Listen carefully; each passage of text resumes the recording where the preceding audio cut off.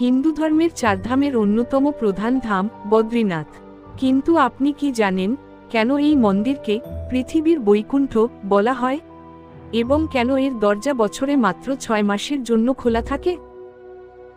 সমুদ্রপৃষ্ঠ থেকে 10,000 ফুটেরও বেশি উচ্চতায় অবস্থিত এই মন্দিরে স্বয়ং ভগবান বিষ্ণু ধ্যানমগ্ন থাকেন।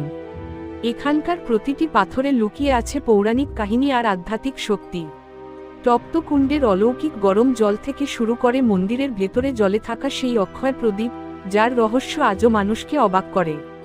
বদ্রীনাথের এই অদেখা সৌন্দর্য এবং অজানা ইতিহাস নিয়ে তৈরি হয়েছে আমার নতুন ভিডিও। আপনি যদি হিন্দু ধর্মের এই পরম তীর্থস্থানের মাহাত্ম্য এবং প্রকৃত সত্য জানতে চান, তবে এখনই চ্যানেলে গিয়ে আমার সম্পূর্ণ ভিডিওটি দেখে নিন।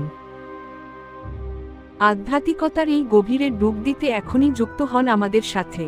জয় বদ্রী বিশাল।